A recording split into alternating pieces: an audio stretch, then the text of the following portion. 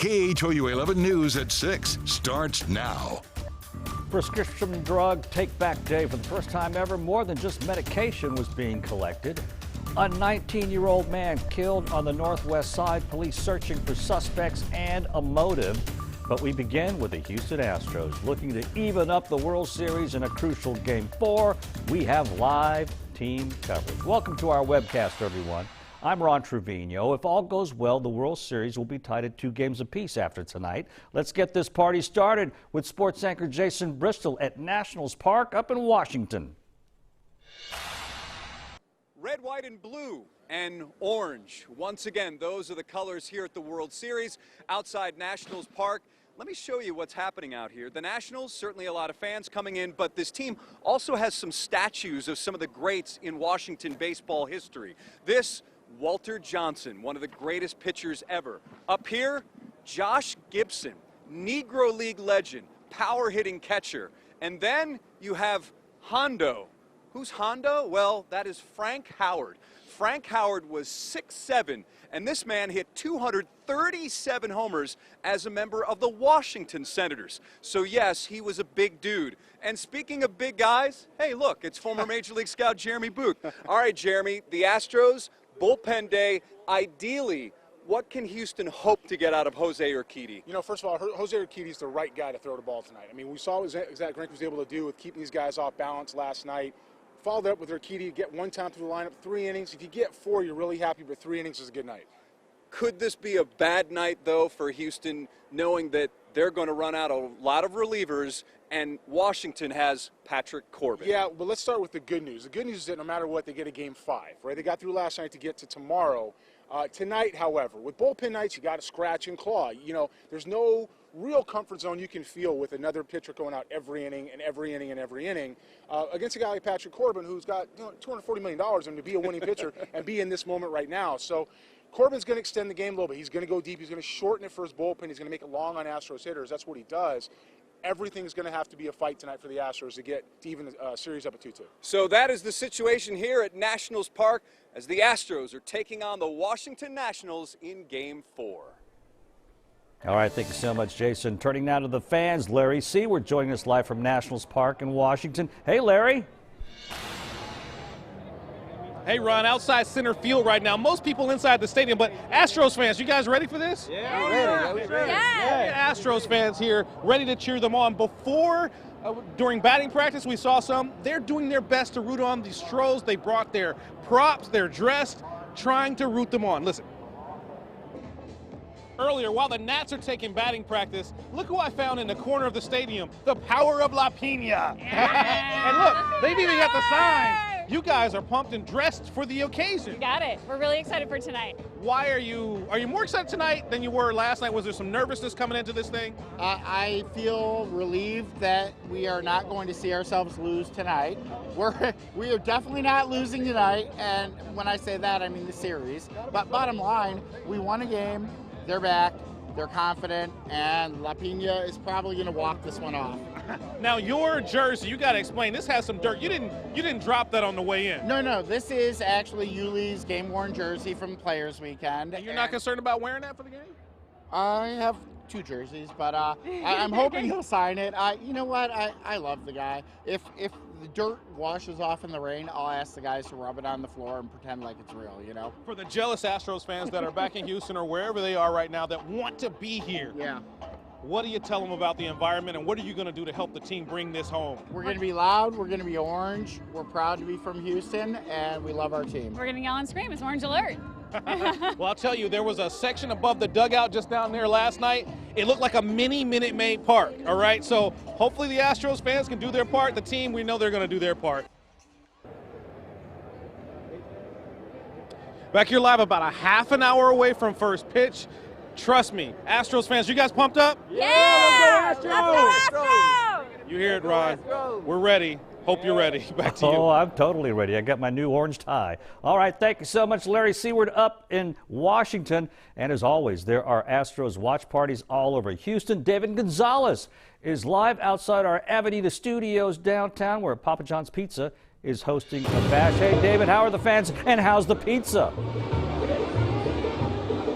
Hey, things are looking great out here. If you can't make it to DC, well, this is the place to be. It's all happening on the Avenida, but check this out. It's a very family-friendly watch party out here. We have pets, we have family and friends out here. Everyone excited for those Astros, and you mentioned Papa John's. Check this out. We also just spotted a very familiar face here inside of the Papa John's truck. Shinadu, where are you at? There he is. He's coming. He's making pizzas in here. It's a very family-friendly event. It started making pizza. Making pizza? Yes, sir. Tell everyone to come out, right? Come on out, guys. We're having a great time. Check out my pizza. Look at all this pepperoni on it. I made it myself, guys. Come on out.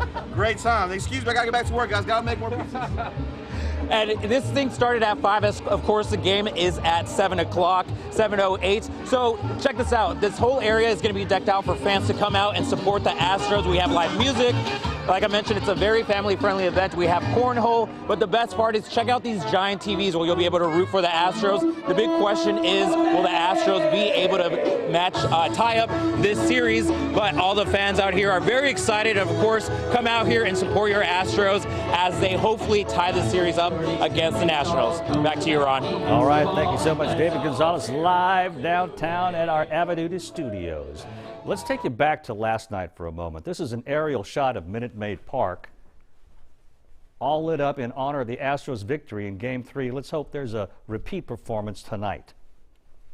Our World Series coverage will continue tonight at 10 o'clock, but you can get updates anytime you want on the KHOU app.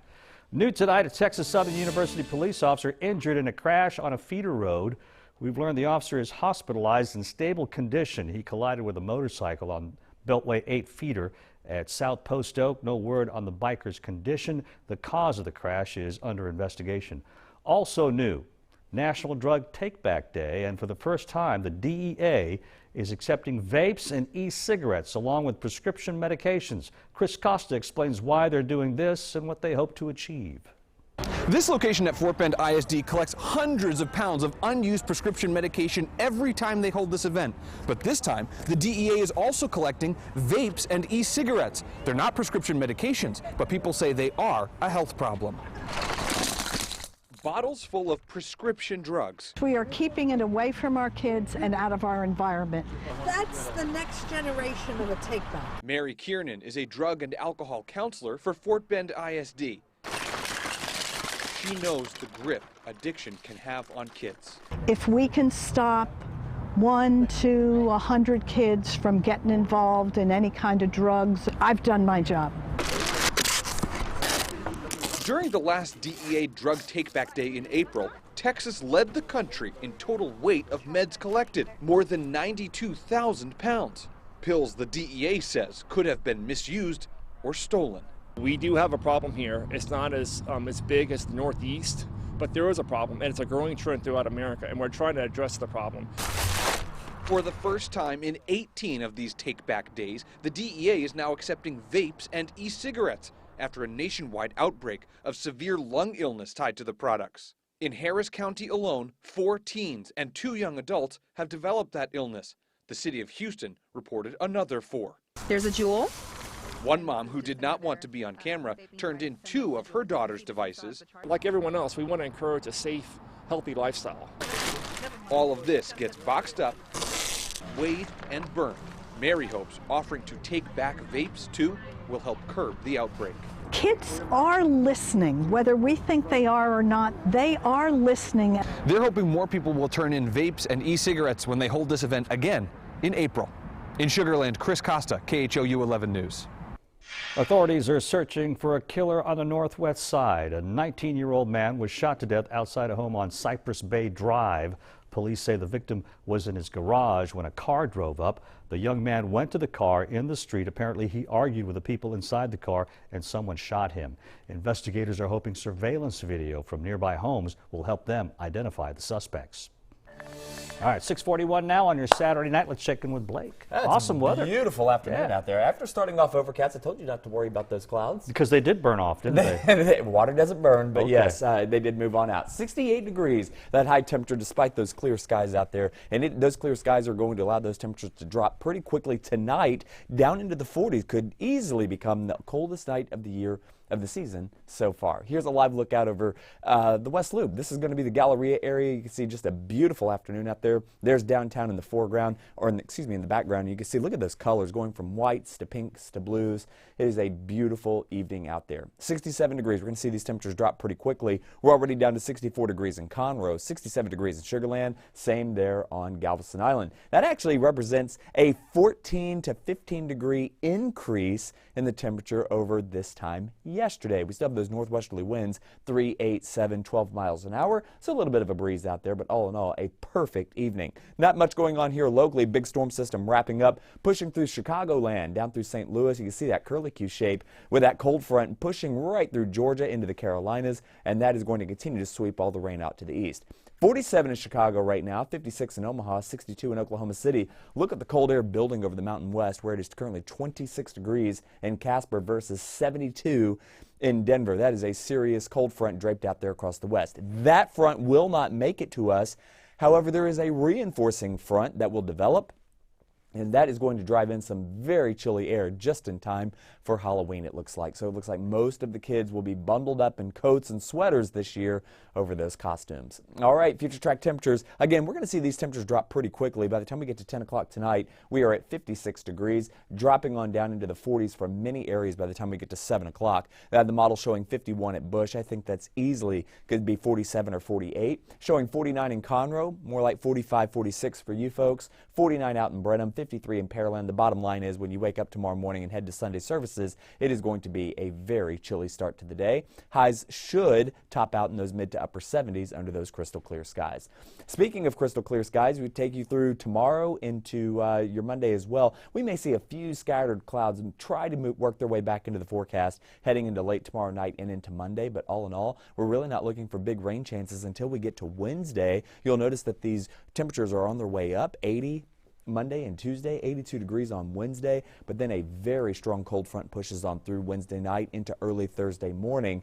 Look what happens. Starting off on Halloween morning, we're at 70 degrees. We drop into the low 50s as we get into Thursday evening, just in time for the trick-or-treating. We're talking about temperatures into the 40s by the time the kiddos hit the streets between 6 and 9 o'clock. So it is going to be a cold trick-or-treating this year. And then looking ahead towards next weekend, perfect weather, temperatures in the upper 50s and lower 60s for daytime highs. I know that brings a smile to your face, and it does mine too. Indeed. And Halloween night, it'll be cold, but at least it won't be wet. It won't be. No, it's going to be actually really, really nice. Okay. Hey, that's going to do it for this webcast.